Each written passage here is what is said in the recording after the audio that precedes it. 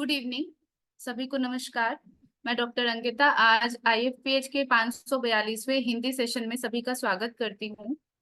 आईएफपीएच में तीन different languages में हम लोग डेली बेसिस पे वेबिनार्स करते हैं, जिसमें से कि 7:30 से 8:30 तक हिंदी, 8:30 से 9:30 इंग्लिश और 9:30 से 10:30 तक मलयालम सेशन होता है। उसी के क्रम में आज हमारी मेहमान है डॉक्टर काजल वर्मा मैम। इससे पहले कि सेशन शुरू हो, प्लीज 1 मिनट का साइलेंट प्रेयर के लिए मैं रिक्वेस्ट करूंगी सभी से। धन्यवाद सभी को। और आज की हमारी गेस्ट है डॉक्टर काजल वर्मा मैम, और मैम का टॉपिक है एस्ट्रो होम्योपैथी की उपयोगिता। और इससे पहले कि मैम अपना टॉपिक शुरू करें, मैं मैम का थोड़ा सा इंट्रोडक्शन दे देती हूँ। मैम पिछले 15 सालों से होम्योपैथिक फील्ड में हैं, और 2016 से मैम राजस्थान गवर्नमेंट में पोस्टेड हैं as a medical officer, UPHC Balsaman Jodhpur में। और मैम की जो अपनी क्लिनिक है वहाँ पर मोस्टली मैम के जो पेशेंट से अच्छा रिस्पॉन्स है वो paediatric disorders, psychiatric disorders, neurological, autism, auto immune disorders और फीमेल केसेस जैसे कि इनफर्टिलिटी, यूट्राइन फाइब्रॉइड्स, पीसीओडी वगैरह के हैं मोस्टली केसेस। और मैम ने काफी सारे लेक्चर्स और सेमिनार्स दिए hormonal imbalance, gynaecological disorders, psychological disorders और इनके होम्योपैथिक अप्रोच से रिलेटेड। अम, और मैम को रिसेंटली जोधपुर डिस्ट्रिक्ट में हुए आरोग्य मेला 2024 में अपॉर्चुनिटी मिली थी एक लेक्चर लेने की। वो लेक्चर भी सेम टॉपिक पे था, astro homeopathy, astrology and correlation with miasma. और इसके साथ साथ मैम ने डिफरेंट आर्टिकल्स लिखे हैं काफी सारे हेल्थ इश्यूज और होलिस्टिक हेल्थ पे, जो कि डिफरेंट नेशनल और इंटरनेशनल जर्नल्स में पब्लिश हो चुके हैं। और इसके साथ साथ मैम ने कोविड वाले टाइम पे अपना बहुत ही योगदान दिया था। नागौर डिस्ट्रिक्ट में मैम पोस्टेड थी और वहां से उनको सम्मानित भी किया गया था उनके योगदान के लिए, जो कि काफी सारी चीजें थी। रैपिड एक्शन टीम असिस्ट किया था मैम ने पैथोलॉजी लैब में नागौर डिस्ट्रिक्ट में, और आइसोलेशन सेंटर पे भी मैम ने हेल्प करा था काफी। और इसके साथ साथ मैम ऑल इंडिया मारवाड़ी युवा मंच की फाउंडर ब्रांच प्रेसिडेंट हैं लेक सिटी में 2015 से। और उसके बाद में मैम को एक मिशन कैंसर अवेयरनेस प्रोग्राम की रिस्पॉन्सिबिलिटी भी दी गई थी, जिसमें कि कैंसर पेशेंट्स की स्क्रीनिंग की जाती है और फिर उनका जो भी ट्रीटमेंट प्रोसीजर होता है वो सारी चीजें होती हैं। अभी currently ma'am all India Marwari युवा मंच की नेशनल जॉइंट सेक्रेटरी भी हैं, और मैम को नारी शक्ति आइकन अवार्ड दिया जा चुका है 2024 में वुमेन्स डे पर। तो काफी सारी चीजें हैं। और मैम मैं आईएफपीएच की हिंदी टीम की तरफ से आपका स्वागत करती हूँ हमारे मंच पे। प्लीज आप अपना सेशन शुरू कर सकते हैं। Thank you so much doctor Ankita ji. बहुत अच्छे से आपने इंट्रोडक्शन दिया। और सर्वप्रथम मैं आप सभी को गुड इवनिंग, आप सभी को नमस्ते। मैं डॉक्टर काजल वर्मा राजस्थान होम्योपैथी चिकित्सा विभाग में कार्यरत हूँ 2016 से। और मैं डॉक्टर साहनी जी का बहुत बहुत आभार प्रकट करना चाहूंगी कि आज उन्होंने ये मौका दिया मुझे आप लोगों के बीच में आके मैं हम लोग कुछ अच्छी अच्छी बातें कर सके, कुछ प्रोडक्टिव बात डिस्कशन कर सकते हैं और हम सभी के लिए वैल्यूएबल हो, कुछ हम सीख सके एक दूसरे से। यही हम लोगों का मोटो रहता है। And thank you so much Sahani sir. तो हम लोग शुरू करते हैं विदाउट वेस्टिंग टाइम। मैं डॉक्टर अंकिता, मैं स्क्रीन शेयर कर लूँ? हाँ जी मैम। तो today's topic is correlation between homeopathy and astrology. हम सभी लोग होम्योपैथ्स हैं फर्स्ट ऑफ ऑल, है ना? और होम्योपैथी डॉक्टर बनने के लिए या एक अच्छा एस्ट्रोलॉजर बनने के लिए सबसे पहले मुझे जो लगता है कि नॉट ओनली सिर्फ एस्ट्रोलॉजर्स जो है या फिर कुछ लोग जिन्होंने अभी अभी शुरुआत की है एस्ट्रोलॉजी पढ़ना और होम्योपैथी को कोरिलेट करना, से वो नहीं करते हैं। बहुत लंबे समय से ये कोरिलेशन बहुत सारे होम्योपैथी डॉक्टर्स करते आ रहे हैं। तो सर्वप्रथम मैं ब्लेसिंग्स लेना चाहूंगी लॉर्ड गणेशा, जो प्रथम पूज्य हैं, और वैदिक एस्ट्रोलॉजी का लॉर्ड लॉर्ड ऑफ वैदिक एस्ट्रोलॉजी भी बोला जाता है उनको। उनको नमन करते हुए, डॉक्टर हैनेमन से ब्लेसिंग सीख करते हुए और डॉक्टर विजयकर सर से ब्लेसिंग सीख करते हुए आगे बढ़ेंगे। और विजयकर सर को मैंने काफी समय फॉलो किया है, उनसे सीखने की कोशिश की है। और वो भी बहुत ज्यादा एम्फोसिस करते थे एस्ट्रोलॉजिकल एस्पेक्ट्स पे। और हम लोग क्यों इसको कोरिलेट करने की कोशिश कर रहे हैं इन दिनों, या क्यों समझना हमें चाहिए, वो हम धीरे धीरे डिस्कस करेंगे। तो basically why do we need to study astrology, हमें इसको रिलेट क्यों करना है, क्या जरूरत पड़ी कि हम लोग इसे रिलेट करें। तो पहला तो, हाँ, बीइंग एन होम्योपैथ हम लोग हमेशा से मानते हैं कि होलिस्टिक अप्रोच हमारी होनी चाहिए, कॉम्प्रिहेंसिव अप्रोच होनी चाहिए। जैसे एक psychosomatic makeup of the body पे हम लोग बहुत ज्यादा ध्यान देते हैं, फिजिकल मेंटल जनरल उसकी likings, personal likings and dislikings पे हम लोग बहुत एम्फोसिस करते हैं। एक केस टेकिंग करते हैं, डिटेल्ड केस हिस्ट्री लेते हैं। तो इस चीज को अगर हम देखें तो सेम चीज एस्ट्रोलॉजी में भी होती है। वो लोग भी बहुत ज्यादा इंपॉर्टेंस देते हैं आपके सारे इमोशंस को। आप किस तरीके से कॉस्मिक एनर्जीज, प्लैनेट्स और जितने भी राशि है, हाउस, ग्रह है, नक्षत्र है, वो किस तरीके से हमें इन्फ्लुएंस कर रहे हैं, इन सब का एक लिस्ट बनाते हैं, चार्ट बनाते हैं हमारा, और हमारी कुछ डिटेल्स लेके, और फिर वो हमें गाइड करना शुरू करते हैं। And same way we pets also do the same thing. तो बेसिकली सबसे पहले तो हम अपने आप को बेहतर तरीके से समझ सकते हैं, एस्ट्रोलॉजी उसका एक बहुत अच्छा उदाहरण है। और बिल्कुल भी मैं ये नहीं कहूंगी कि होम्योपैथ को प्रिडिक्शंस देने चाहिए, वो बिल्कुल प्रोहिबिटेड है। हम लोग यहाँ पे बात करेंगे सिर्फ और सिर्फ मेडिकल एस्पेक्ट की, हेल्थ एस्पेक्ट की। और डेफिनेटली साइकी से तो रिलेटेड वो बात है ही। आई होप आप लोगों को ऑडिबल है आवाज मेरी। Am I audible? Yes ma'am. हाँ जी, हाँ जी, ठीक है।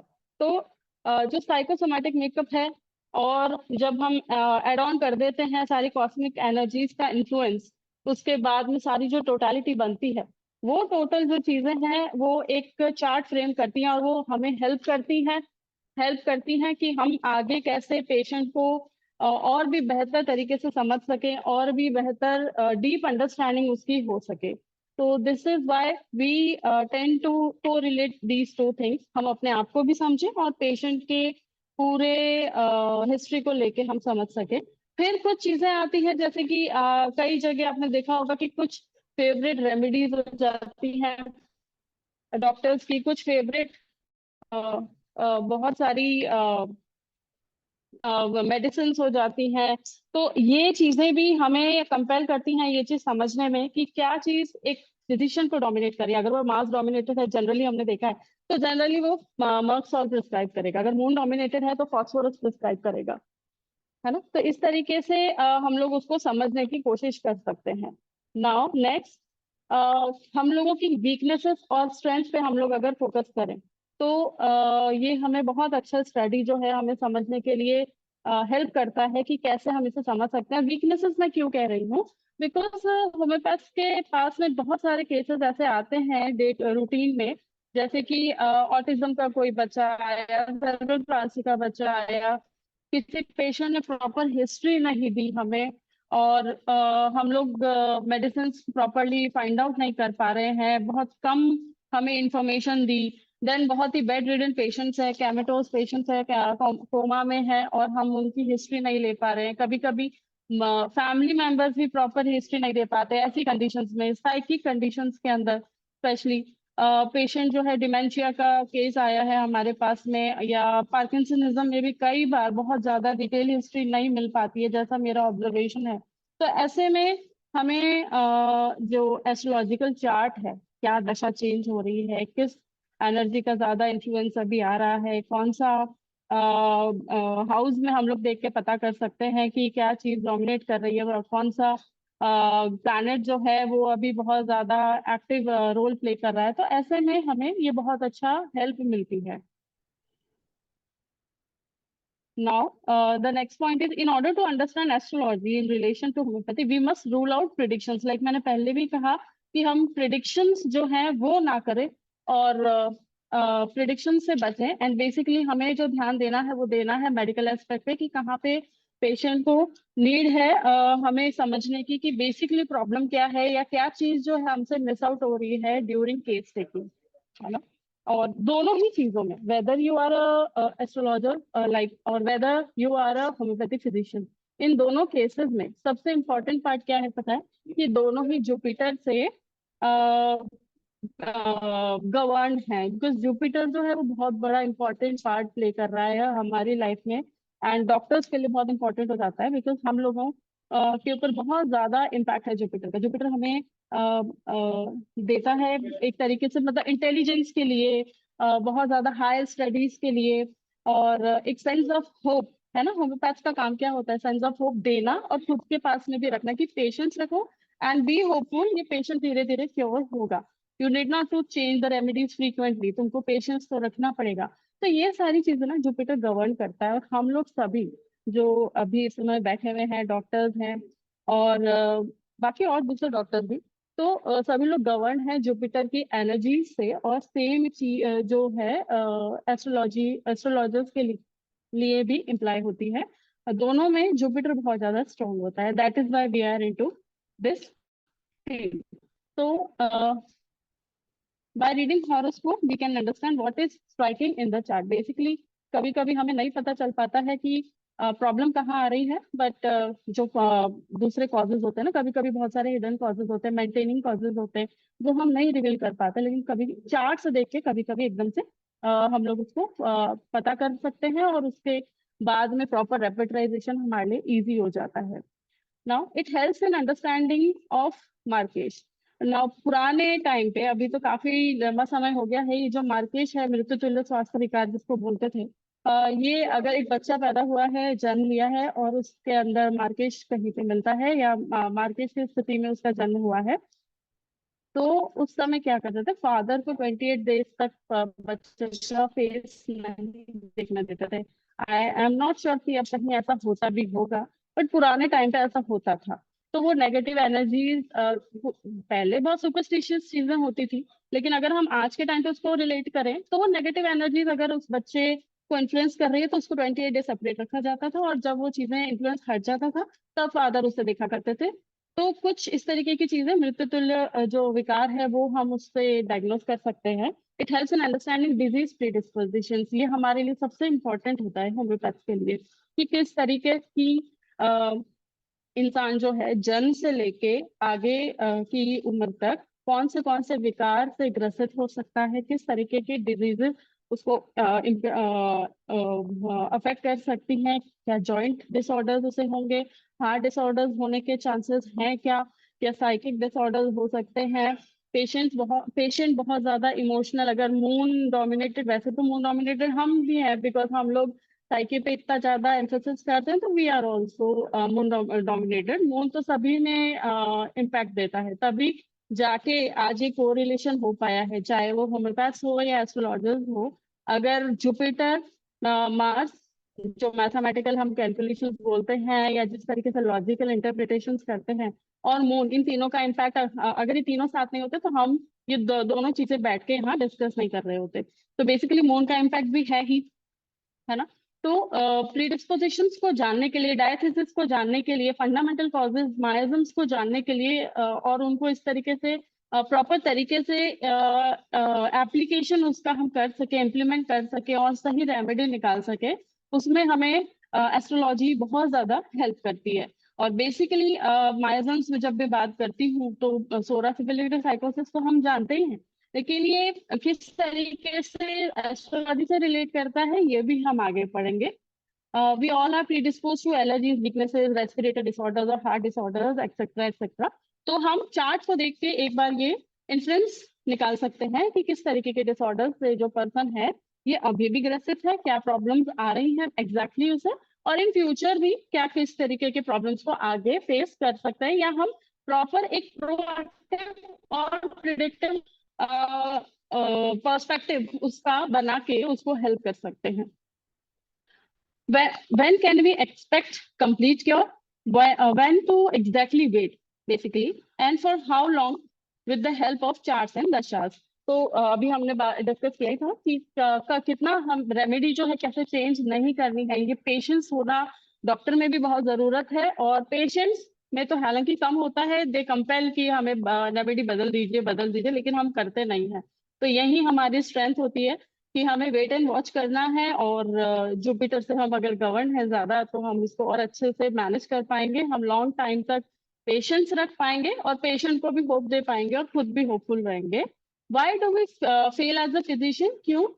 इसी जगह पे हमारा जो है एस्ट्रोलॉजिकल जो पार्ट है वो काम आता है। इम्प्रॉपर हिस्ट्री, पेशेंट ने हिस्ट्री नहीं दिया करके, तो हम क्या पता कर पाएंगे? और जब हम बात करते हैं कि कॉन्फ्लिक्ट्स आज की स्टेज में जहाँ साइकोसिफिलिटिक डिसऑर्डर ज्यादा है, तो हमारे कॉन्फ्लिक्ट्स जानना, या पुरानी हिस्ट्री जो भी है, बर्थ हिस्ट्री नहीं मिल पाती है, तो ऐसे में जब नहीं मिल पाती तो हम चार्ट्स से हेल्प ले सकते हैं। जो भी हिडन कॉजेज है या रॉन्ग इंटरप्रिटेशन के कारण हमारे पास में कोई चीज गलत हिस्ट्री आई हुई है, कोई पॉइंट्स गलत है, तो हम उसको करेक्शन कर सकते हैं। अब जब हिडन बात करते हैं तो हिडन का मतलब सिर्फ ये नहीं होता कि जो पेशेंट ने छुपाया। बेसिकली आज के टाइम पे अगर आप देखें तो everything is hidden, every person is having two faces, है ना, this is the psychotic world.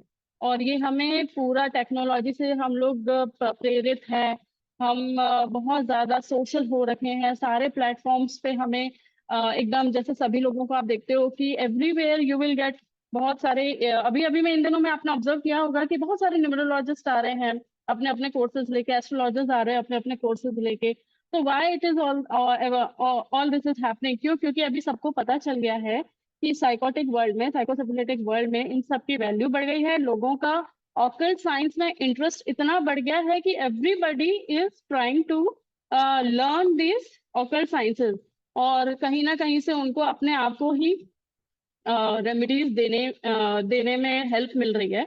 और ये इन्फ्लुएंस है राहु और केतु का हम लोगों के ऊपर इस समय, और ये पूरा जो एरा है वो यही रहेगा। तो बेसिकली सोरिक, साइकोटिक एंड सिफिलिटिक को हम कैसे समझ सकते हैं ना? सोरिक तो हो गया हमारा सतयुग, है ना, और उसके बाद में जो राजसिक जो ट्रेट्स होता है वो आ जाता है साइकोटिक में, और जो तामसिक ट्रेट्स आते हैं वो आ जाते हैं हमारे सिफिलिटिक में। और इन तीनों को हम इस तरीके से एस्ट्रोलॉजिकल एस्पेक्ट से समझ सकते हैं कि किस तरीके से ये तीनों हमारे लाइफ में हमें इन्फ्लुएंस कर रहे हैं। Now, what are the similarities between homeopathy and astrology? So, जैसा कि अभी हमने बात की, for a person to be a good homeopathy doctor and astrologer, Jupiter must be strong. So, logical interpretations और हमें मरकरी देता है, और जुपिटर जो है हमें दूसरा प्रेरित करता है कि हम आगे पढ़ें, एक्सप्लोर करें, हायर स्टडीज करें। और मून जो है हमें एम्पैथी, एक डॉक्टर के लिए तो सबसे ज्यादा जरूरी होता है कि वो उसमें एम्पैथी हो दूसरों के लिए, और कॉस्मिक एनर्जीज से हम लोग जो इन्फ्लुएंस होते हैं। तो बेसिकली एस्ट्रोलॉजी भी आर्ट एंड साइंस हो गया, एंड होम्योपैथी भी आर्ट एंड साइंस हो गया। तो दोनों का अपना अपना पार्ट जो है ये बिल्कुल एक ही जैसा है, और इसीलिए हम इसे कोरिलेट कर पा रहे हैं। Majority of the patients are affected by moon, yes definitely. Both have to consider person and the chart as a whole. तो हम दोनों एक्सपेक्ट जो है चार्ट को भी सब वो लोगों को एक होलिस्टिक अप्रोच देनी पड़ती है, और हम होम्योपैथ्स भी पूरा होलिस्टिक अप्रोच से ही आगे बढ़ते हैं। नाउ इंडिविजुअलाइजेशन, बिकॉज यूनिक है हर पेशेंट, हर पाम, हर चार्ट यूनिक है, सबका डीएनए कोडिंग जो है वो डिफरेंट है। कोई भी चार्ट सिमिलर नहीं हो सकता, कोई भी फिंगरप्रिंट सिमिलर नहीं हो सकता, और कोई भी पर्सनालिटी है या आप इंडिविजुअलाइजेशन के बेस पे अगर आप होम्योपैथी रेमेडी को देखते हैं तो अलग अलग सबके सिम्टम्स और ट्रिक्स होते हैं, वो भी कोई सिमिलर नहीं होगा, सब बिल्कुल अलग होंगे, सबका जेनेटिक कोड अलग है। तो जब ये दो तरह के साइंस इतना सिमिलर तरीके से काम करते हैं तो क्यों ना इन दोनों को मैच कर दिया जाए, ब्यूटीफुल रिजल्ट्स हम फेच कर सकें। इसीलिए हम कोशिश करते हैं कि इन दोनों को मर्ज करके पढ़ाई करें। थ्योरी ऑफ वाइटैलिटी, डेफिनेटली हम लोग थ्योरी ऑफ वाइटैलिटी और जो कॉस्मिक एनर्जीज हैं उनकी, उनको दोनों को रिलेट कर सकते हैं। Vital energy is the life governing force for us. निमन सर ने हमें थ्योरी ऑफ डायनामिज्म दिया है, और वो सबसे ब्यूटीफुल गिफ्ट है हमारे लिए। और उसी के कारण आज हम सब जो है एक बहुत अच्छे से हेल्दी अप्रोच लेके, होलिस्टिक अप्रोच लेके हमारे पेशेंट्स को हेल्प कर रहे हैं टू अर्न हेल्दी लाइफ। तो ये सारी चीजें सेम टू सेम रेज और जितने भी कॉस्मिक रेज हैं और प्लैनेट्स की एनर्जीज हैं उनको रिलेट करती हैं। All planets have different energies that we know. सबकी अपनी अपनी अलग एनर्जीज है, different mental states. And to correct all we use some gemstones use करते हैं, कुछ मंत्रास यूज करते हैं, रेमेडीज इनकी अलग अलग होती है, मेडिटेशन और प्राणायाम सब इनके रेमेडीज जो एस्ट्रोलॉजिकल रेमेडीज में आता है, और हमारी रेमेडीज भी इसी तरीके से काम करती है अलग से। Theory of मायाजम, now this is the most important part हम लोगों के लिए। द डिजीज प्रोड्यूसिंग एजेंट और जो है हमारा फंडामेंटल कॉज हो गया या ऑब्नॉक्शियस जो कॉज है basically planetary impact of basically this is the disease producing agent, और जो कि जिसका हमारे जो पेरेंट्स हैं हम लोग उनका जो इनहेरिट करते हैं इम्यूनिटी को, है ना। तो वो जो है वो सारी चीजें कैसे पता चलती हैं, किसी का मांगलिक दोष है या फिर बहुत सारे कोई नाड़ी दोष है, उनसे हम लोग ये सारे ट्रेड्स जो है वो पता कर सकते हैं। बहुत सारे केसेस में गुण मिलाल किया जाता है ताकि प्रॉपर जेनेटिक डिजीजेस पता कर सके या प्रॉपर प्रिडिक्शंस हम दे सकें कि किस तरीके से जो है यहाँ पे कुछ रेमेडीज को यूज करके आगे बढ़ना चाहिए हमें।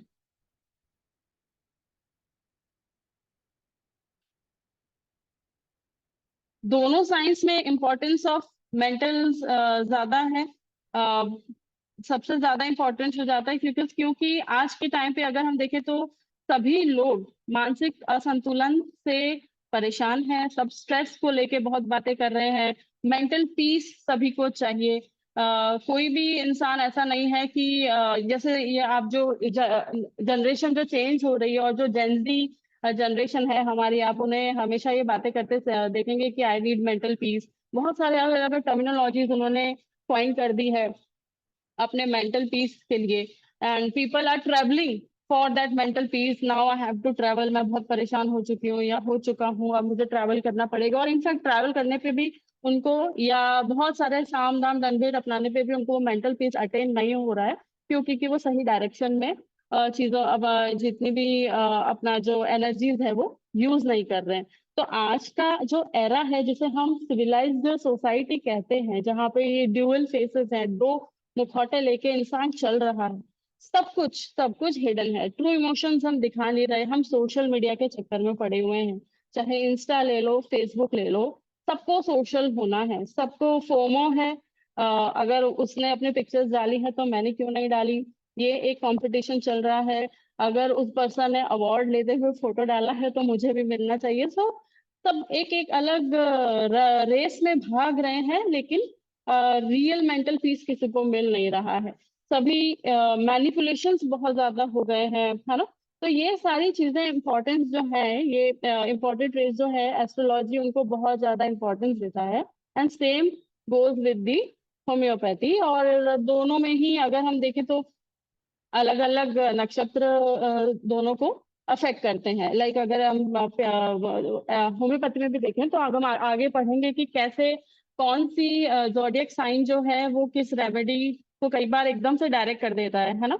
उसके ट्रेट्स जो है हमारे रेमेडी से कितने ज्यादा मिलते जुलते हैं, ये हम आगे पढ़ेंगे। Now this is the most vital part of today's session, Maism and astrology. अब इसको कैसे हम रिलेट कर सकते हैं? Miasms are genetic root cause of all the chronic diseases. तो बेसिकली क्रॉनिक कंडीशंस जितनी भी होती हैं उसका मेन जो फंडामेंटल कॉज होता है वो माइजम है। Proper diagnosis of miasm is the first line of treatment, followed by selection of anti miasmatic remedy which is the second line of treatment basically, है ना। माइजम्स आर हम क्या बहुत सारे तरीके से डिफाइन करते हैं उनको। इनमिकल एनर्जीज हैं और एक जनरेशन से दूसरे जनरेशन वो कैरी फॉरवर्ड भी होती हैं। The basic feature of miasm on mental plane can be understood easily with the help of astrology. वो कैसे, वो हम आगे देखते हैं। हमें ये तो पता है कि हमारे होम्योपैथी में सोरा, साइकोसिस, सिफिलिस है और उसके अलग अलग ट्रेट्स है जो हम जानते हैं। Psora is inflammation, sycosis is overgrowth and syphilis is a total destruction. Basic picture of miasm, both according to homeopathy and astrology, can be explained in following ways. Now comes the main part. हम सभी follow करते आ रहे हैं Trinity of God, Brahma Vishnu Mahesh, है ना। हम लोगों का जो बेसिकली सार है वो उसी में है कि किस तरीके से सृष्टि का सृजन हुआ, उसके बाद में आगे कैसे बढ़ा और डिस्ट्रक्शन की ओर अभी हम चल रहे हैं। तो बेसिकली सोरा क्या है? सोरा है lord Brahma, lord of creation, that lead to irritation and functional disorders. तो बेसिकली जो जितने भी फंक्शनल डिसऑर्डर्स हैं हमारे, वो सोरा में आते हैं। A psoric mind is an irritating mind and has nothing can be created without psora, ये हम सभी जानते हैं। तो बेसिकली जो इच है, वो इरिटेशन है, वो सोरा से आती है। अगर सोरा नहीं होगा तो कुछ भी नहीं होगा। इसको ऐसे भी समझ सकते हो कि वैसे आज के युग में तो it is just next to impossible कि किसी ने एक थप्पड़ आके मारा और मैं जो हूँ उसे ये समझा रही हूँ कि देखो तुम्हें नहीं मारना चाहिए, ये गलत बात है। तो ये आज के टाइम पे पॉसिबल नहीं है उसे समझना, इस तरीके से किसी को समझाना। तो बेसिकली दिस इज सोरा। और या तो हम साइकोटिक वे में रिएक्ट करेंगे, या फिर हो सकता है सिम्पलिटिक वे में ही रिएक्ट करें। अ, जितने भी साइंटिस्ट हैं, जितने भी writers, stalwarts, all inventors, doctor Hahnemann himself, Einstein, all are examples of psoric mind. क्यों? क्योंकि उन्होंने क्रिएशन किया, पॉजिटिव क्रिएशन किया and they all have great great reasoning and powerful energy. और इनको बहुत अलर्ट माइंड्स के जो लोग होते हैं वो सोरिक कहलाते हैं। सोरिक जो है सैटर्न और जुपिटर से गवर्न रहता है। इफेक्ट ऑफ सैटर्न क्या रहेंगे इसमें? लॉर्ड सैटर्न को क्या कहते हैं? Lord of Karma. हमने जो कर्म किया है वो पूरा गवर्न लॉर्ड जो है सैटर्न करता है। Saturn is a good observer and psoric minds are definitely good observer. Psoric minds को कैसे डिफाइन और कर सकते हैं? डेडिकेशन होता है उनमें, उनमें सेंस ऑफ रिस्पॉन्सिबिलिटी है, विजडम तो है ही, सेंस ऑफ पेशेंस भी बहुत ज्यादा है, तभी तो इतना अच्छे से सारा साइंटिफिक इन्वेंशंस कर सकते हैं, डिस्कवरीज किया है। प्रैक्टिकलिटी बहुत ज्यादा इंपॉर्टेंट हो जाती है उन लोगों के लिए। दे लिव इन रियलिज्म, जिंदगी कैसी है, जैसी है वैसे ही जीनी है, दिखावा कुछ नहीं है। सोरिक ट्रेट में या सैटर्न गवर्न जो लोग होते हैं बहुत ज्यादा लॉजिक अप्लाई करते हैं, लेकिन थोड़े से इंट्रोवर्ट होते हैं। ये आपको सिपिलिटिक या साइकोटिक की तरह हर जगह सोशल मीडिया पे नहीं मिलेंगे। They believe in they don't believe in showbiz at all, because they are basically always doing some research in their minds. तो वो लोग चाहते हैं कि हम अपने इंटरनली अपना काम करते रहें और कोई हमें ज्यादा डिस्टर्ब ना करे। Saturn dominated people are very lean thin and like phosphorus. तो सोरा को हम सैटर्न और सोरा को हम कंबाइन करके देखें तो एक फॉस्फोरस रेमेडी है या दूसरी और भी रेमेडीज है, वो हमें हम उनको इससे उससे उन रेमेडीज को समझ सकते हैं। देन दूसरा जो प्लैनेट है जो उसको गवर्न करता है या रिलेट करता है, वो है जुपिटर, प्लैनेट ऑफ विजडम जिसे कहा जाता है। गुरु, गुरु से हम सभी प्रभावित हैं या गुरु हमें प्रभावित कर रहा है। Greatest creator in the world, और this it is responsible to create and educate the society. Bharat को हमेशा से विश्व गुरु माना गया है, और धीरे धीरे बीच में कुछ ऐसा समय आया जब लोगों ने कुछ हमारे भारत को कहीं पे उसकी पहचान मिलनी कम हो गई। लेकिन thanks to Modi ji, definitely I am follower of Modi ji, और उन्होंने फिर से भारत को जो है विश्व पटल पे आगे ला करके खड़ा कर दिया है। और फिर से हमारा भारत जो है विश्व गुरु के रूप में अपना परचम लहरा रहा है। तो this is the psoric trait of our India. India तो भारत को कैसे जाना जाता है? ये हमेशा से अपनी यूनिवर्सिटीज के थ्रू, चाहे वो नालंदा रही हो या कोई भी यूनिवर्सिटी रही हो, और ज्ञान फैलाता आया है, लोगों को पढ़ाता आया है। हमारा भारत उपनिषद से, वेदों से, गीता से, हमारे पास में बहुत ऐसे ग्रंथ हैं जो जिनके कारण आज जो पूरा ये वर्ल्ड है वो बहुत आगे बढ़ता जा रहा है। तो बेसिकली अगर हम देखें तो कितना कुछ हमारे भारत को लोग अब फॉलो करने लगे हैं। क्यों करने लगे हैं? ये यही कारण है कि हमारा जो स्टडीज है, एक तो बेसिकली एस्ट्रोलॉजिकल पॉइंट, और दूसरा इस समय जो नक्षत्र चल रहे हैं भारत के, अगर भारत की कुंडली देखेंगे तो वो पूरी तरीके से परचम पे हैं, और आगे भी हम इंडिया को ऐसे लीड करते हुए देखते रहेंगे। These people are great counsellors. हम लोग अपने आप को रिलेट कर सकते हैं उसमें, बिकॉज वी आर होम्योपैथ्स और every day we are counselling patients. They are very good speaker, they are very honest and इसमें अगर हम कुछ और रेमेडीज देखें फास्फोरस के साथ में, तो लाइकोपोडियम है और भी बहुत सारी रेमेडीज है जिसे हम रिलेट कर सकते हैं। बट ये सोरिक पार्ट ऑफ लाइकोपोडियम आएगा, आगे भी हम पढ़ेंगे साइकोटिक पार्ट में भी अलग अलग तरीके से लाइकोपोडियम को हम देख सकते हैं। तो दिस इज ऑल अबाउट सोरा, जिसको हम लॉर्ड ऑफ क्रिएशन ब्रह्मा से रिलेट करके समझ सकते हैं। Now come sycosis. तो lord of processing, lord Vishnu जिनको हम बोलते हैं, this leads to secretiveness and hypertrophies. तो साइकोसिस को हम वैसे भी जो जितना भी सिक्रेशंस होते हैं या सिक्रेटिव डिसऑर्डर्स होते हैं या ओवर ग्रोथ हो जाती है, एबनॉर्मल ग्रोथ हो जाती है, उससे समझते हैं।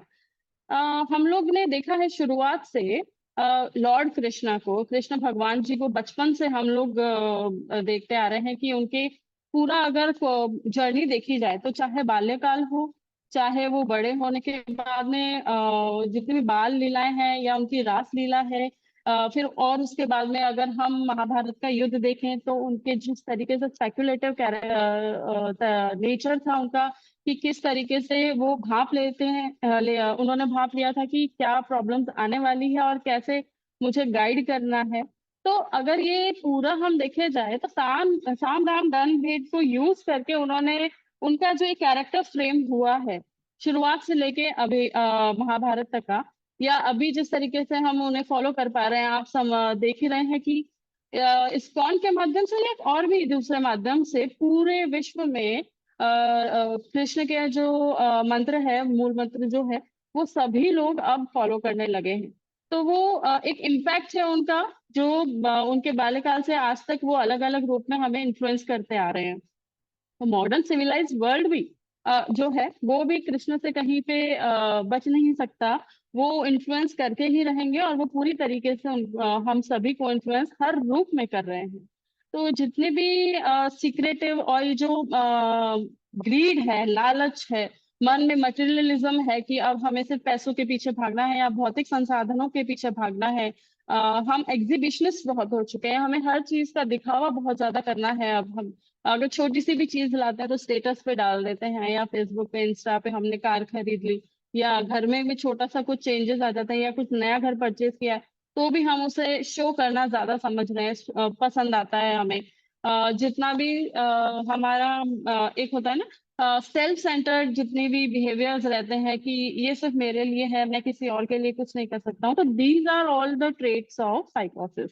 प्लैनेट मरकरी और वीनस इसे गवर्न करता है, या इसे रिलेट कर सकते हैं वीनस और मरकरी से। क्यों? क्योंकि मरकरी का जो इम्पैक्ट है वो क्या है, वो आपको बहुत अच्छा मार्केटिंग स्किल्स देता है, और आज के टाइम पे क्या है, सारी मार्केटिंग ही है। इतने सारे यूट्यूबर्स, चाहे वो डॉक्टर्स कह लें या दूसरे फील्ड के लोग कह लें, सब यूट्यूब पे आ चुके हैं, अपने अपने वीडियोस बना रहे हैं, अपने आप को बेसिकली कैसे वो बेच सकते हैं बेस्ट तरीके से, अपनी स्टडीज को किस तरीके से लोगों तक पहुंचा सकते हैं, अपने प्रोडक्ट्स को कैसे वो सेल कर सकते हैं, वो हम आए दिन एवरीडे देखते जा रहे हैं, और उससे इन्फ्लुएंस भी होते हैं, है ना। तो अगर इन्फ्लुएंस नहीं हो रहे, दैट मीन्स कि उसके अंदर लैक ऑफ मार्केटिंग स्किल्स है, और अगर हो रहे हैं that means that fellow has a very good marketing skill.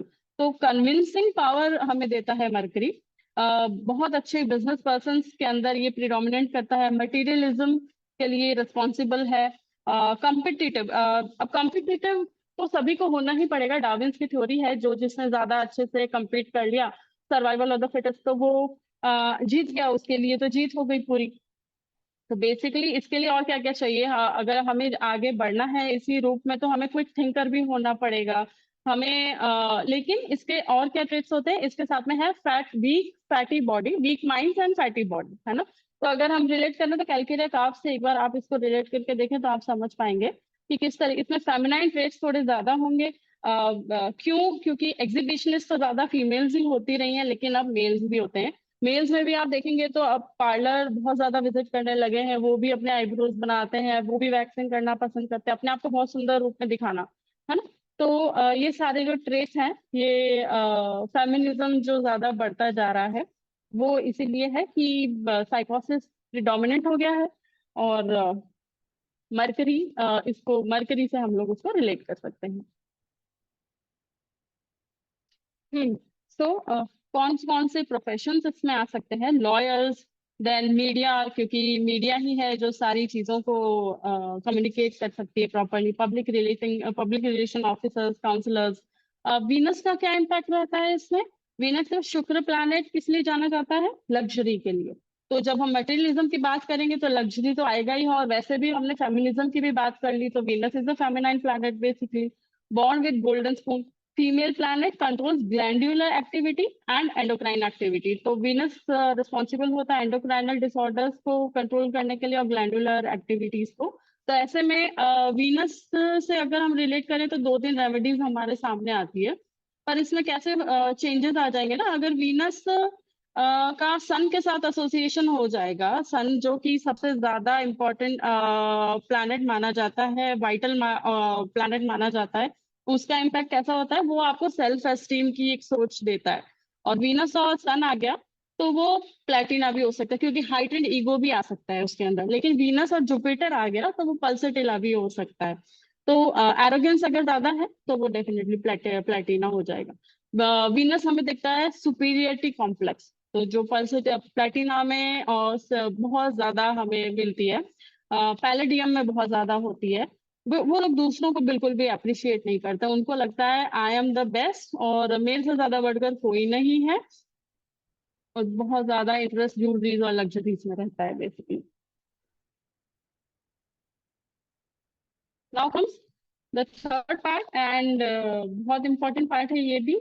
Brahma Vishnu के बारे में, अब विष्णु के इन्फ्लुएंस के बारे में हमने पढ़ा, और अब हम पढ़ेंगे syphilis. Mahesh, lord of destruction, Shiv ji. Destruction क्या मेंटल भी हो सकता है और डिस्ट्रक्शन फिजिकल भी हो सकता है। तो बेसिकली क्या चीज है? Snake in the neck denotes poison and destruction. जो शिव जी के गले में जो है स्नेक है, वो क्या डिनोट करता है? पॉइजन और डिस्ट्रक्शन ही डिनोट करेगा। The blue appearance of the neck जो है वो क्या, क्योंकि सिफिलिस में क्या होता है? लैक ऑफ ऑक्सीजन हो जाता है। तो साइनोसिस का एक हम सिग्निफिकेंस बोल सकते हैं उसे। तो जो ब्लू अपीयरेंस है वो है lack of oxygen.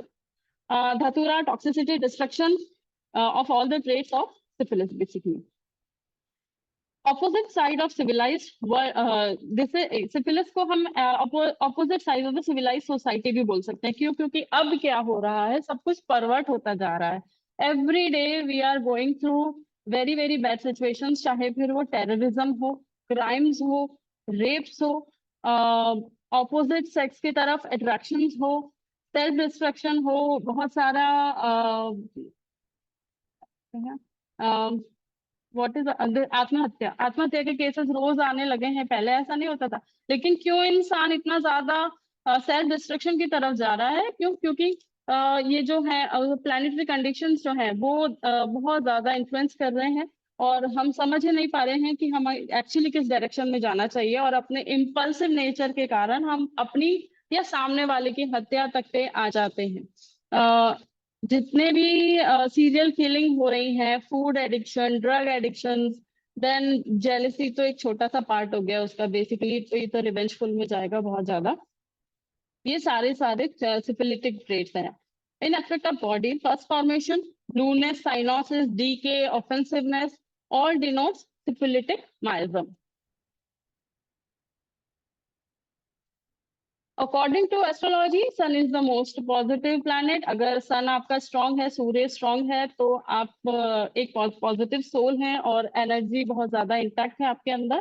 Those who have strong sun have less chance to suffer from syphilitic traits, क्योंकि ऑलरेडी आपका सोना जो है वो हाई है, तो आप सिफिलिटिक की तरफ में जा नहीं सकते हो। आपके पास पॉजिटिविटी इतनी है कि आपकी नेगेटिविटी के ऊपर हावी हो जाएगी आपकी पॉजिटिविटी। तो अगर सन स्ट्रांग है किसी भी चार्ट में, देन कितनी भी तकलीफें आए, कोई भी दशा आए, वो उसको ओवरकम कर ही लेता है। That is by all crimes. अब आप ये देखिए, बहुत ज्यादा इंपॉर्टेंट है, those who suffer from strong sun, जिनके ऊपर ये जो दशा वगैरह रहती है, या सन जिसका वीक है ना, तो उसमें क्या होगा? वो सारे जितने भी लोग हैं वो क्रिमिनल्स ज्यादा बनेंगे। और रातों को जब सूर्य की रोशनी कम हो जाती है, तभी हम देखते हैं कि क्राइम्स जो है वो ज्यादा है, क्योंकि सन का इम्पैक्ट है नहीं। अब रात हो चुकी है, अंधेरा हो चुका है, इसीलिए जितने भी क्राइम्स है वो सब रातों को होते हैं। डे टाइम पे क्राइम्स अब फिर भी अब तो मिलने लगे, लेकिन इतने नहीं होते जितने आज भी रात को होते हैं। According to astrology, planet Rahu and Ketu and their combination with Mars, Moon, Venus, etc. can denote syphilitic tendencies. तो ये जो बेसिक आज का जो जस्ट हम बात करेंगे वो यही है। आज के टाइम पे किस तरीके से हमें राहु और केतु जो है वो पूरी तरीके से उसने जकड़ रहा है, हम कैसे गवर्न हो रहे हैं सभी लोग। तो आइए थोड़ा सा आज राहु और केतु को थोड़ा 5-10 मिनट इलेबोरेटेड वे में समझने की कोशिश करते हैं। बेसिकली ये छाया ग्रह होते हैं, इनका खुद का कोई एग्जिस्टेंस नहीं होता है ना। और स्टोरी क्या है राहु और केतु की, मेरे ख्याल में यहाँ पे ऑलमोस्ट सभी लोग वैसे तो जानते होंगे, लेकिन फिर भी एक शॉर्ट में हम बात कर लेते हैं कि जब समुद्र मंथन हो रहा था तो सभी देवताओं को अमृतपान करना शुरू कर दिया था, लेकिन राहु को लगा कि ये तो कुछ गड़बड़ है, हमें तो मिलेगा नहीं। तो उसने देवताओं का रूप धरा और वो चला गया अमृत पान करने। पहले राहु और केतु एक ही थे, वो बाद में अलग अलग हुए। उसने जैसे ही अमृत पान करने लगे तो सूर्य ने देख लिया और सन ने जाके विष्णु जी से कहा कि देखो ये this is something wrong going on और ये मुझे ठीक नहीं लग रहा है। तो विष्णु जी ने पहचान लिया दैट दिस इज राहु। उन्होंने अपना सुदर्शन चक्र घुमाया और उसको राहु और जो केतु है, एक जो दोनों को सर और उसका जो बॉडी है वो अलग अलग गिर गया। राहु गिरा नॉर्थ पोल पे और जो केतु है वो गिरा साउथ पोल पे। तो बेसिकली राहु के पास में बॉडी नहीं है और केतु के पास में हेड नहीं है, तो ये दोनों एक दूसरे के इम्पैक्ट में इसीलिए काम करते हैं। राहु केतु जो है बेसिकली क्योंकि उसके पास तो दिमाग नहीं है ना, वो सिर्फ बिलीव्स पे काम करता है। इसलिए आप देखेंगे कि जब केतु बहुत ज्यादा एक्टिव है आपके चार्ट में, तो ऐसे इंसान ना बहुत ज्यादा स्पिरिचुअलिज्म की तरफ जाते हैं। हालांकि बहुत ज्यादा अटेन नहीं किया है उसने स्पिरिचुअल, लेकिन वो है उस पाथ के ऊपर। वो ढूंढ रहा है कुछ सैल्वेशन के, उसमें मोक्ष की प्राप्ति में हमेशा जो केतु से इन्फ्लुएंस पर्सन है ना वो चलता रहता है। वो एक बिलीफ देता है अपने आप को, बिलीफ में जीता है और वो बिलीफ के ऊपर राहु जो है वो काम करने लग जाता है। तो बेसिकली अगर राहु नहीं होगा तो केतु का कोई एग्जिस्टेंस नहीं है, और राहु के पास में क्योंकि बॉडी नहीं है तो उसको सारे काम अपने जो है केतु से ही करवाने हैं। वो सिर्फ मैनिपुलेटिव जो है एक्शन जो है वो सारे प्ले करता है।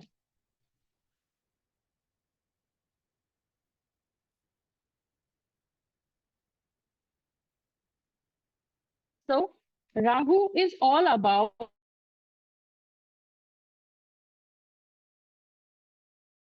लाइफ में जो इच्छाएं पूरी नहीं हुई ना, वो हम इस बर्थ में राहु और केतु के माध्यम से पूरी करने की कोशिश कर रहे हैं।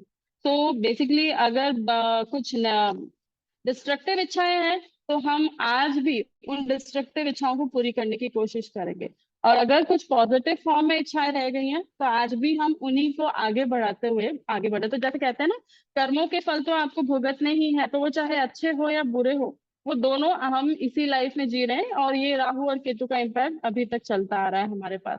तो जो इस पिछले जन्म में इच्छाएं अधूरी रह गई हैं, हम बेसिकली उनको अभी पूरा कर रहे हैं। इट गिव्स, राहु का काम क्या है, वो बेसिकली कोई भी चीज को एम्पलीफाई करता है, बढ़ा के देता है।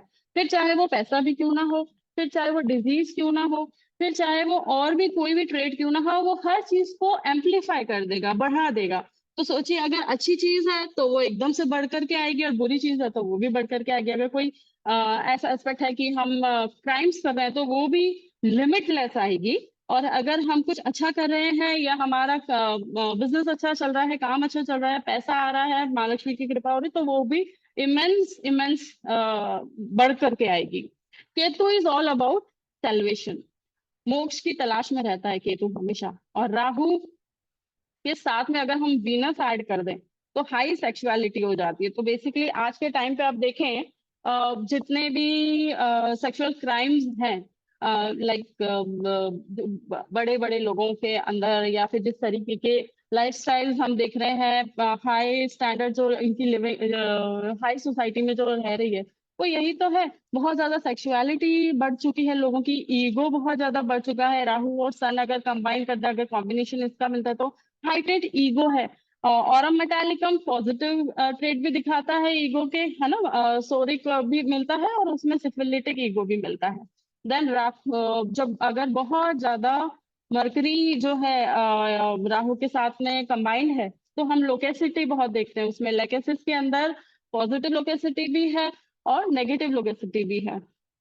देन मून के साथ में अगर राहु एसोसिएटेड है तो argentum metallicum we can thought of, जो बहुत वर्सेस भी पोएम्स भी लिखेगा, या बहुत ज्यादा इमोशनल या एंजाइटी भी हो सकती है, डिप्रेशन में भी जा सकता है। तो Rahu is the major cause of undiagnosed condition. जितनी भी सडन और एकदम से ऐसी चीजें कि पेशेंट लंबे समय से डॉक्टर्स के पास विजिट कर रहा है लेकिन डायग्नोसिस प्रॉपर नहीं हो रहा है, बहुत सारे टेस्ट करा लिए हैं, कुछ भी नहीं मिल रहा है, लेकिन सफरिंग्स नहीं जा रही हैं, उसके सिफिलिटिक सिम्टम्स आप नोट करते रहेंगे लेकिन आपको सही रेमेडी तक नहीं मिलेगी। हम रेमेडी पे रेमेडी देते रहते हैं, चेंज भी करनी पड़ती है, पर हम सही रेमेडी तक नहीं पहुंच पाते। तो ऐसे केसेस में जब बहुत ज्यादा कंटिन्यूसली क्रॉनिक केसेस ऐसे आ जाए ना, तो एक बार आप थॉट दे के देखिएगा, उसके चार्ट को स्टडी करवाइएगा, और आप देखेंगे कि राहु का इम्पैक्ट मिलेगा। क्योंकि जितने भी कैंसर्स हैं, कैंसर में क्या होता है, सारे सेल डिफरेंशिएशन एकदम विग्रस होते हैं ना, बहुत फास्ट होते हैं, पता भी नहीं चलता अभी तो डायग्नोस हुआ था और इतना मेटास्टेसिस हो गया। तो ये इम्पैक्ट होता है राहु का। ऑल सडन वॉयलेंट ऑनसेट, और जितना भी वॉयलेंट ऑनसेट्स होते हैं, स्टबर्ननेस होती है सिम्टम्स में या पेशेंट्स में, हर प्रॉब्लम्स को लेके, वो सब राहु की देन होती है। Rahu is totally uncontrolled, it is like criminal, है ना। फिर जो सेल ग्रोथ जो है वो भी अनकंट्रोल्ड हो रही है कैंसर में। जो ग्रीड है लोगों की, लालच जो जा नहीं रहा है, वो भी अनकंट्रोल्ड है।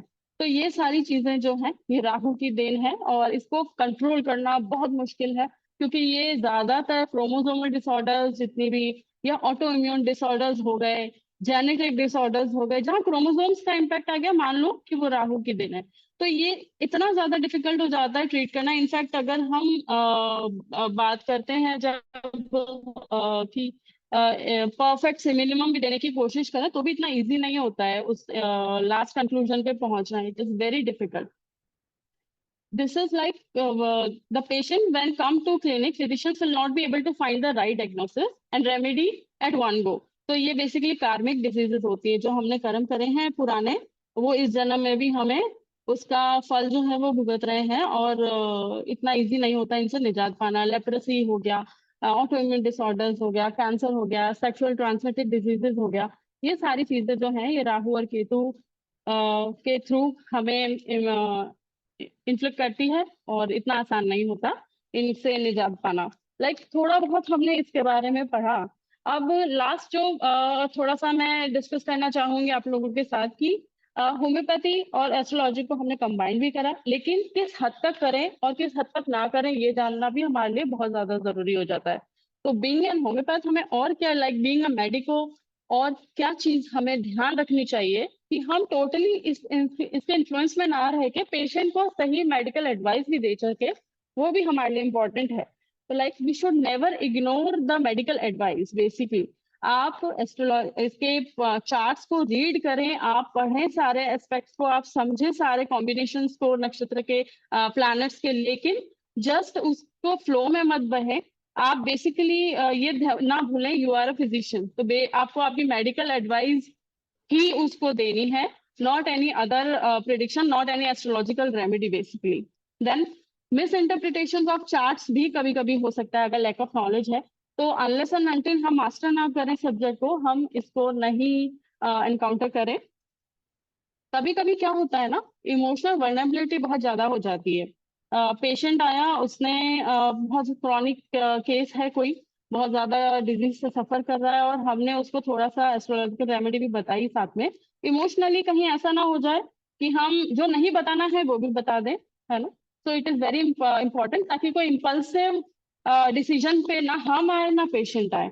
देन ओवर जनरलाइजेशन से हमेशा बचना चाहिए। ओवर जनरलाइजेशन हमारे लिए है ही नहीं। We have to stick to the principle, we have to be very mathematical and we have to be very logical. Financial exploitation तो अगर होम्योपैथ्स ने करना अगर शुरू कर दिया, तो फिर मुझे नहीं लगता कि हम लोगों का कोई एग्जिस्टेंस है। तो we should also think of that कि एक्सप्लॉइटेशन ना हो, बिकॉज एस्ट्रोलॉजी के नाम पे बहुत ज्यादा लोग जो हैं चार्ज करते हैं। हालांकि होम्योपैथ्स के पास में पूरा राइट्स है, एंड हमारे होम्योपैथ्स भी कोई उनकी भी अर्निंग्स बहुत अच्छी होती है। एक केस के लिए वो लोग बहुत अच्छे से अपना लेते हैं जो भी चार्जेस होते हैं, but that should be in control. Combining with this science, it should not get into, like it should not be limitless, वरना फिर राहु का इम्पैक्ट तो आप पे भी आ जाएगा। Now lastly, neglecting evidence based medicine, तो ये सबसे इम्पोर्टेंट है। We are medicos, we should stick to evidence based this influences. हमें हमारे एविडेंसेस पे ज्यादा पहले फोकस करना है, एंड देन अगर उसमें से कुछ भी इन्फ्लुएंस हम मेकआउट नहीं कर पाते तो हमें चार्ट्स की तरफ जाके उसको स्टडी करके और फिर पेशेंट को एक प्रॉपर होलिस्टिक अप्रोच से उसे रेमेडीज सजेस्ट करनी है, उसको हीलिंग करनी है, ना कि सिर्फ और सिर्फ इस बेसिस पे कि चलिए आइए एस्ट्रोलॉजिकल प्रिडिक्शंस करते हैं। Right, so this was all about, थोड़ा सा एस्ट्रोलॉजिकल एस्पेक्ट पे हमने थोड़ा सा समझने की कोशिश की। आशा है आप लोग थोड़ा सा रिलेट कर पाए होंगे। इन फ्यूचर हम लोग ज्यादा इससे डीप में भी जा सकते हैं, बट क्योंकि आज ये पहली बार था हम लोग डिस्कशन मेरा इस प्लेटफॉर्म पे आपसे बातचीत करने का मौका, तो मैंने इसको बहुत जनरलाइज रखा। Thank you so much.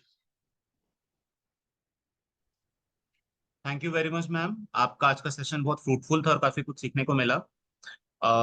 In the true sense जैसे कहते हैं कि होम्योपैथी होलिस्टिकली वर्क करती है, वैसा मतलब समझने को मिला कि मतलब ठीक है, दूसरे एस्पेक्ट से भी देख सकते हैं कि पेशेंट्स में और क्या क्या चीजें जो हमें समझनी चाहिए या हम समझ सकते हैं।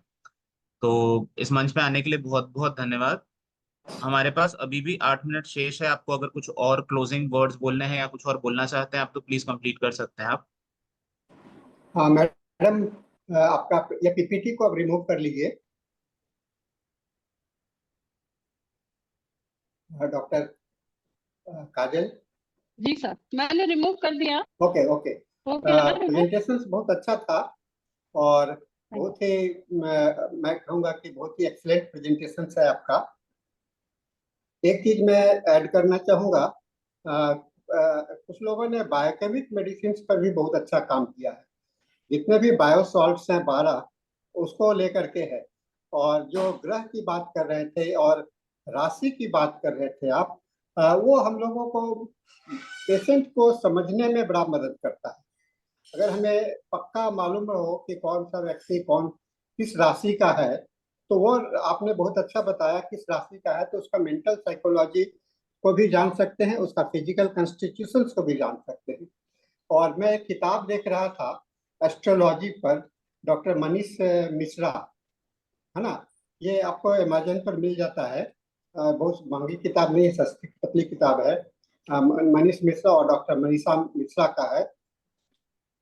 उसमें भी बहुत अच्छा से एक्सप्लेन किया गया है कि ये एस्ट्रोलॉजी का जो उपयोग है, एस्ट्रोलॉजी जो है सो इसको हम लोग नेग्लेक्टेड साइंस और कभी कभी साइंटिफिकली नहीं करते हैं, लेकिन ऐसी बात नहीं है। क्योंकि इस ये देखिए, एस्ट्रोलॉजी का मतलब क्या होता है, ग्रहों का नक्षत्र, है ना, ग्रहों का जो पोजीशन है, प्लैनेट का जो पोजीशन है, प्लैनेटरी पोजीशन बहुत इंपॉर्टेंट होता है। और प्लैनेटरी पोजीशन जैसे हम लोग देखते हैं, जब फुल मून होता है, पूर्णिमा होता है, तो हम लोग कैसे बहुत सारे पेशेंट के कंडीशंस बढ़ जाते हैं। समुद्र के किनारे जाने से बहुत सारे पेशेंट के कंडीशंस बढ़ जाते हैं। तो फुल मून एग्रेवेट्स, न्यू मून एग्रेवेट्स। आपको साइंस ऑफ रेमेडीज में बड़ा अच्छा से जिक्र किया भूगोल में। गया है, सारे भूगोल के है ना, उसके टाइम्स ऑफ रेमेडीज में। तो कहीं ना कहीं पर हम लोग एस्ट्रोलॉजी को एक होम्योपैथी में इंक्लूड करके इसमें कर सकते हैं, और लोगों ने इस पर प्रयास करना शुरू भी किया है, और आपका भी पहल बहुत अच्छा रहा। इसमें स्पेसिफिक मैं आपसे चाहूंगा कि आप एक ऐसा प्रेजेंटेशन लेकर के आइए जिसमें किसी किसी केस को लेकर के आपने उसके सिम्टम्स को एनालाइज करने के लिए और उसके ग्रह और उसके राशि को देख करके आपको क्या सिम्टम सिमिलरिटी मिला, इस पर एक अध्ययन कीजिए। और मैं समझता हूँ कि काजल जी आप चूंकि इस काम में लगी हुई हैं, तो यह काम होगा। हम लोग इसको एक सेशन में हम लोग फिर आप इसको डिस्कस करिए, तो ये हम लोगों के लिए बहुत ही अच्छा जानकारी होगा। जी जी बिल्कुल। और आप कर सकती हैं कि आप मेडिकल ऑफिसर भी हैं, जोधपुर में काम कर रही हैं, और जोधपुर ऐसे भी आपका एस्ट्रोलॉजी के लिए बहुत ही फेमस माना जाता है। तो जोधपुर को मैं जानता हूँ कि जोधपुर में एस्ट्रोलॉजी का बहुत अच्छा स्कोप है, और एस्ट्रोलॉजी हर एक क्षेत्र में, लाइफ के हर एक पार्ट में, क्षेत्र में एस्ट्रोलॉजी का है। हम लोग जीवन में कभी निराश हो जाते हैं, थक जाते हैं, कभी कुछ असफलता मिलती है, तो हमको लगता है कहीं ना कहीं मेरे राशि में, मेरे ग्रह में राहु चढ़ गया केतु पर, केतु चढ़ गया राहु पर, या शनि चढ़ गया, ऐसी बात किया करते हैं निराशा के समय में। तो ये भी एक अच्छा मानसिक संतुलन के लिए, मानसिक बैलेंस के लिए हम लोग एस्ट्रोलॉजी का उपयोग करते हैं। अब देखिएगा, बहुत सारे एस्ट्रोलॉजर हैं, रोज रोज फोरकास्ट करते हैं, और उस फोरकास्ट में आपको जो देखते होंगे कि ये कहा जाता है कि आज आपका दिन अच्छा बीतेगा, है ना। जहाँ अच्छा बीतेगा तो उसके उत्साह आ जाता है कि आज मेरा काम अच्छा होगा, बहुत मन लगा है। और जहाँ कोई कहता है कि नहीं आज अच्छा नहीं बीतेगा, आपका ये आप इस राशि के हैं तो आपका अच्छा नहीं बीतेगा, तो वहां पर आप बड़ा निराश हो जाते हैं और उसमें सोचने लगते हैं कि कैसे ये होगा। तो ये है, अध्ययन करना चाहिए। और क्योंकि हम लोग होम्योपैथी में साइकोलॉजी पर बहुत अच्छा अध्ययन करते हैं, जानते हैं, तो साइकोलॉजी का उपयोग जो है सो साइकोलॉजी को सपोर्ट करने के लिए, और सपोर्ट करने के लिए उसको एनालाइज करने के लिए, देखिए हर एक लोग अलग अलग तरह से। अभी मैं एक किताब पढ़ रहा था डॉक्टर दिनेश चौहान का, है ना, राइट ब्रेन, किताब का नाम है राइट ब्रेन, और दूसरा है लिटिल वंडर्स, है ना, पेडियाट्रिक्स पर है। इतना अच्छा उन्होंने कहा, और कहा कि ड्रीम को एनालाइज करके आज मैं एक पेशेंट को देख रहा था, और उसके ड्रीम का एनालिसिस में उसके सर दर्द जो है तो बहुत अच्छा से, बहुत कांस्टेंट, बहुत ही क्रॉनिक माइग्रेन है, कांस्टेंट पेन रहा करता है। मैंने भी एक दो दवा सोचा तो नहीं लगा, लेकिन जब मैं उसके पूरे डिटेल्स हिस्ट्री में जाने लगा, तो मुझे सपने के विषय में जान बोला कि मुझे तो नींद नहीं आती है, सपने तो आते नहीं है। तो मैं बोले कि फिर भी तो कभी तो आप सोती हैं, नींद आता है। तो बताए कि हाँ, रात में हमको थोड़ा बहुत नींद आते हैं। फिर कहने लगा उल जलूल, उसने लैंग्वेज यूज किया, उल जलूल सपने आते हैं। तो मैंने मैंने बोला उल जलूल का मतलब क्या होता है, मैं समझ नहीं रहा, आप समझाइए। तो लगता है कि मैं कोई मैरिज पार्टी में गया हूँ, लेडीज हैं, मैं गई हूँ मैं मैरिज पार्टी में, मैं अपने बच्चों के साथ मैं अपने बचपन में जा रहा हूँ। अब देखिए क्या है कि अब शादी हो गई, परिवार में आ गए, एक बंधन बन गया, और मैं तब उसका मेंटल सिम्टम्स पूछना शुरू किया, आपको कहाँ पर ज्यादा अच्छा लगता है, बाहर घूमना कैसा लगता है? डॉक्टर साहब, बाहर घूमना तो बहुत अच्छा लगता है, तो पता नहीं अभी क्या करूं, मैं एक बंधन में, एक ट्रैप्ड सेंसेशन है ना, आज के पर है, उसके दिमाग में एक ट्रैप्ड सेंसेशन है। ये ट्रैप्ड सेंसेशन के कारण वो जो है तो नहीं, मैंने उसके लिए बड़ा अच्छा दवा का सिलेक्शन किया है। उम्मीद है कि वह उस पर अच्छा काम करेगा। ये पिछले कोरोना के पहले से 2019 से दर्द जो है कंटिन्यूअस बना हुआ है, साइनस के साथ में है, और बहुत सारे मैंने उसमें देखा तो कैल्केरिया के ग्रुप के पेशेंट मुझे नजर आया। मैं देखता हूँ कि इसमें शायद भगवान उनको मदद करेगा। मैंने उन्हें पॉजिटिव थॉट्स दिया है, और इसके साथ लेकिन उस व्यक्ति और लेडीज को देखने से ये भी पता चल रहा था उसको भी एस्ट्रोलॉजी में बहुत विश्वास है। तो मैंने पूछा कि आपको किस राशि की, तो अब मैं उस समय में तो क्योंकि राशि के हिसाब से मैं एनालाइज नहीं किया था, लेकिन मुझे लगता है कि मैं उससे फर्दर और क्वेरीज करूंगा, और मुझे उसकी जानकारी मिलेगी, तो शायद हम इस पर, तो ये हम लोगों का एक एफर्ट्स है, प्रयास है, किस कहाँ मिल जाएगा, कैसे मिल जाएगा, इसको हम लोगों को सोचते रहना बहुत जरूरी होगा, है ना। सो हमारे डॉक्टर धनेश जी का आ रहा है एंड की टाइम हो गया है। हम लोग इस सेशन को समाप्त करेंगे, क्योंकि अभी हम लोग अंग्रेजी सेशन में 1500 दिन मना रहे हैं, सेलिब्रेशन प्रोग्राम चल रहा है, और उसको समय पर चालू भी होना है। इसलिए मैं मनीष जी से रिक्वेस्ट करूंगा कि आप अपने सेशन को क्लोज करिए, और एक जी सर। एक ने जी कहा है sir. Venus plus Mars is equal to platina. हाँ चलिए, आपने बड़ा अच्छा, जगदीश जी ने आपने बताया है चलिए हम लोग और इस पर चर्चा करेंगे बाद में, तब तक हम लोग अंग्रेजी सेशन में देखते हैं। जी सर। मैम आपका सेशन वाकई बहुत फ्रूटफुल था, जैसा सर ने बोला, सही में काफी कुछ सीखने को मिला और ये समझने को मिला कि हम लोग कैसे होलिस्टिकली और इन चीजों की तरफ बढ़ सकते हैं। जैसे एलिमेंट्स के बारे में कैसे समझ सकते हैं कि फायर एलिमेंट का पेशेंट कैसा है, वाटर एलिमेंट का कैसा है, या राशिफल क्या क्या फर्क डाल सकती है, चीजें समझने को मिला। और ऐसे ही आप हमारे साथ जुड़े रहिए और इस तरीके की चीजें हमें और सिखाते रहिए ताकि और समझ में आए कि हाँ और क्या क्या देखा जा सकता है, तो ताकि थैंक यू आपका सो मच एक्सपीरियंस डॉक्टर हम लोग साहब। के काम आ सके। Thank you very much ma'am, इसी तरीके से हमारे सेशन के साथ आप जुड़े रहें, आईयूपीएच के साथ जुड़े रहें। And thank you very much, आज का सेशन बहुत अच्छा था आपका, thank you very much. Thank you.